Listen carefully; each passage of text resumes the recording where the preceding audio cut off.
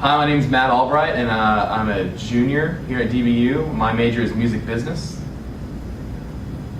Hi, my name is Aaron Leach. I'm a junior here as well, and my major is accounting. Hi, my name is Michelle Franks, and I am a junior at Dallas Baptist University, and my major is biology. Hi, my name is Courtney Baxter. I'm a sophomore here at DBU, and my major is sports management. So the purpose of our project was to show that we effectively understand and can use the four principal aspects of management. The aspect that we were assigned was controlling. So for our project, we went to Beautiful Feet, and we had to serve 8 hours of service. And as we did the service, we were supposed to observe and look around us and see what control aspects of the ministry we could see, and then we were supposed to critique them and come up with a solution for possible issues that we might have seen. Not exactly saying that there were bad things, but just ways to do things better.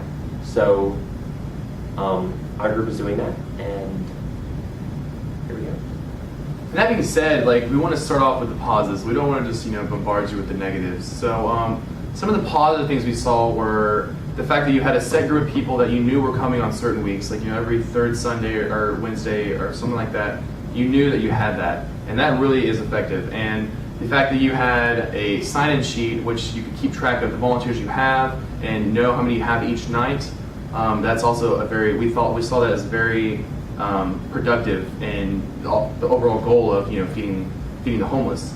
And speaking of feeding the homeless, we also thought it was very great that you had the red meal tickets. That way you knew who had food and if they had gotten food, and that way there was no mix up of maybe someone getting double food or someone not getting food. With the red tickets, you lower food costs with that greatly, because you can give an amount of food to a certain person, which we thought was great. So before we go into the actual issues that we found, but we just want to give you a general definition of controlling. That was the aspects that we were actually looking at. So the general definition of controlling is evaluating how well an organization is achieving its goals and taking action to maintain or improve performance. One of the four principles of tasks of management. All right, and that being said, we want to the first problem we saw right off the bat was it's a big liability thing in the control issue. The sign-in sheet, although it was effective, it wasn't effectively used. That's all there was a sign-in sheet. And when I showed up to serve on Wednesday night, I wasn't even directed towards it. There was no way of me finding it. The only reason I knew it was there is because I had Aaron here come tell me what a sign-in sheet was. So we didn't have a set person say, hey, you need to sign up. You need to sign in and all this stuff. Secondly, it's a liability thing, because we know you serve with homeless adults, and there's also children you serve with, and we think it's a liability thing of just anybody can walk in the street and volunteer, and that is a little alarming, because you just don't want your ministry to hurt. You want to cover all your bases, so to speak, and so we feel that the liability is a thing because any average Joe can walk off the street and sign in and serve, which yes, is a great thing to have open door policy, but at the same time anybody can walk in and do it. And with children involved, obviously that gets very, very constrained and very messy if something bad happens.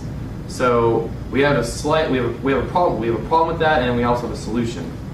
So as far as the sign-in is concerned, again, just having a specific person that made sure that volunteers did sign in. A lot of volunteers will call ahead of time when they come, and so you can just say, hey, we're showing up around 6:30, so just have somebody available at 6:30 to make sure that they sign in.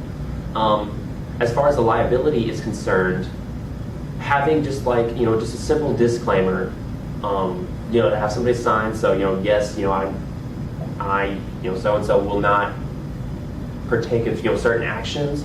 Then also, if something happens to said volunteer, they will not take legal actions against Beautiful Feet, just to cover your base on that aspect.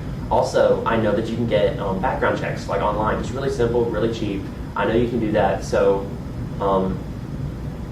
unless they're coming from an accredited place, you might want to run a background check on them. Make sure you don't get pedophiles or people who have a history of violence or something like that. I understand that you don't want to exclude people from service, but you also want to make sure that you protect those that are coming to you for help. So those are ways that we could possibly improve the sign-in. And secondly, I think if the background check maybe, I know it's funding with ministries, money is a big thing getting funded. Even just if people sign in, if they're above 18 or even 16, get their driver's license. Just have them copy it. I mean, if there's a computer, it takes 15 seconds to just pop the thing in. You have their driver's license on record, and if they're a minor, you would have the liability form that their parent have to sign to serve, and that just protects them and it protects the ministry.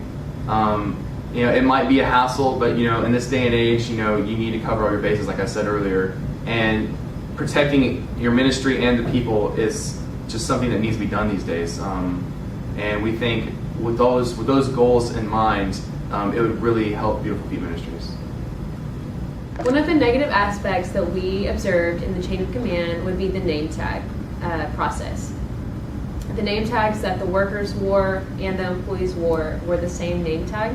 So in case of an emergency, as well as in case of a volunteer had a question for a worker about what to do, there could be confusion there, and it's not a very efficient process. So, for example, in a situation we observed where a child hit another child, as a volunteer, we didn't know what to do, and we weren't able to readily identify a worker there to ask about what to do or to notify them about the situation. So had there been a visible difference to be able to find a worker, it would have been easier to take care of the situation, and it would have created a better environment for the children there. So that is a suggestion or a problem that we observed that could be taken care of. A couple solutions to the problem would be wear a bright lanyard or just a name tag that's different, something that's visible that we can see. Another thing is have a bright name tag, like a neon yellow name tag or orange or whatever, just so it's easily seen.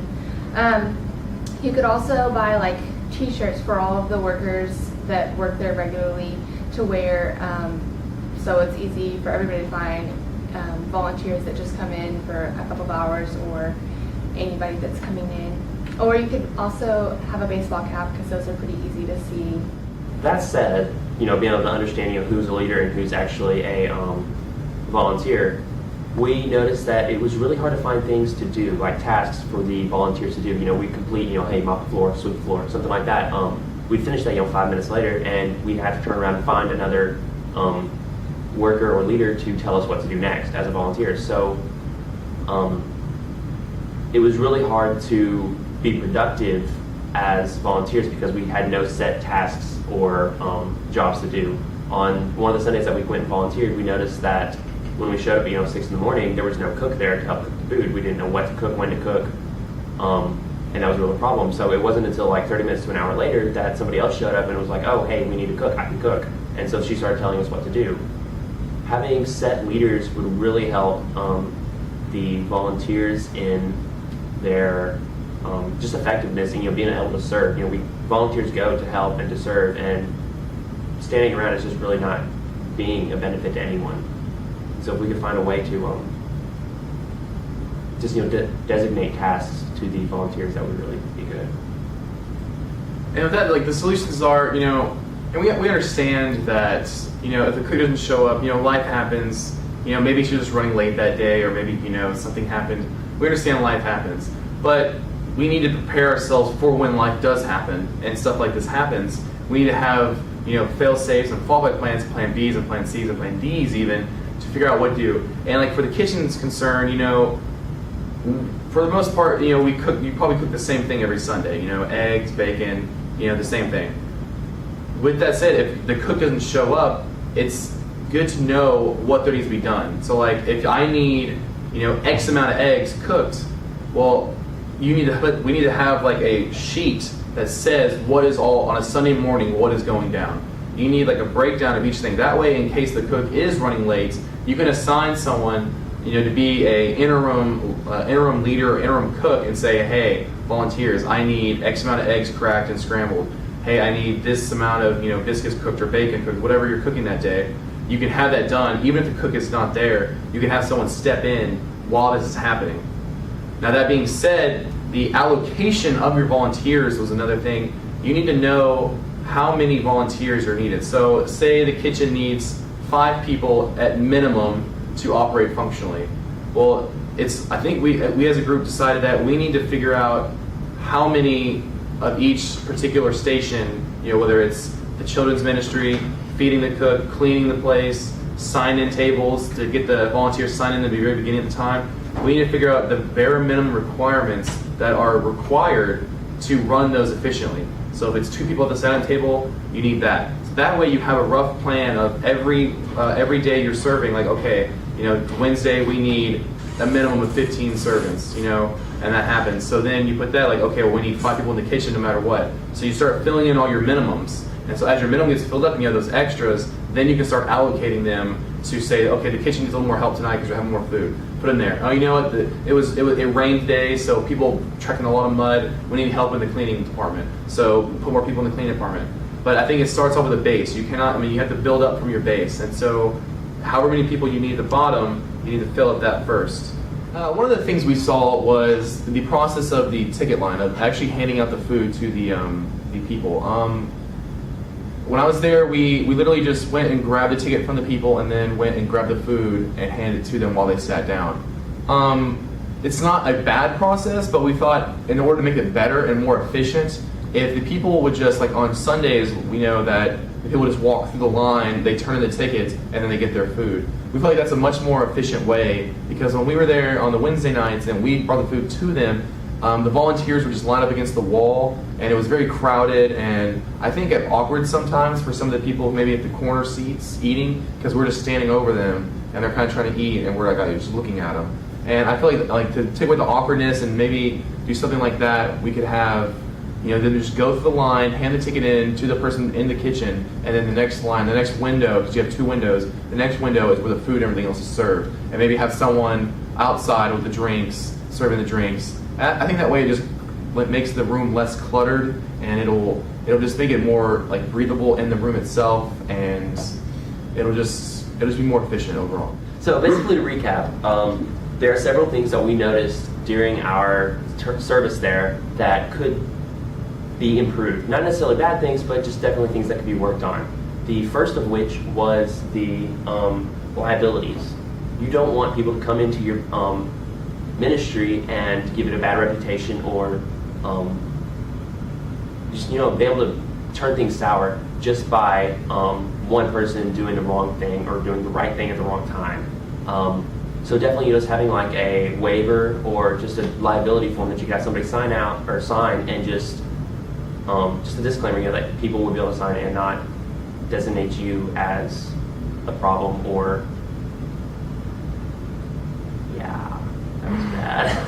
That's cool. And then secondly, the second thing was command, chain of command. We need to have, when we were there serving, we realized there wasn't a set person like, oh, that person's definitely in charge. So, the answer to that is just, special lanyards, something to where we can tell that person's in charge. Lanyards, t-shirts, hats, anything like that. Anything to just ostracize them from the group of just normal volunteers and making them a leader.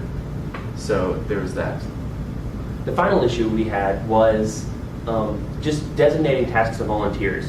Volunteers show up, don't know what to do. The easiest thing to do there would be just have a roster, something set for them to do, on Sunday mornings, just, a set menu, so if the cook doesn't show up or something like that, that you could have them go off of. And to end it, we just want to thank you. Thank you for letting us serve. Thank you. What you're doing here is amazing. Beautiful Feet. It's just, you're doing God's work, and, yes, nothing's perfect in this world, but every chance that happens we can make. So thank you. God has blessed your ministry, and I hope we have blessed your ministry with this video. I hope we can take this and make your ministry even stronger.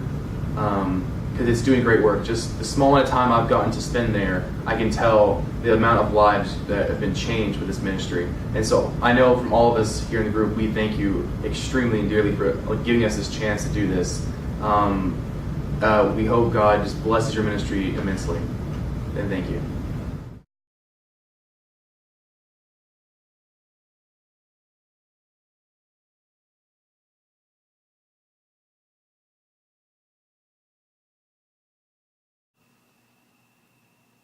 Mm.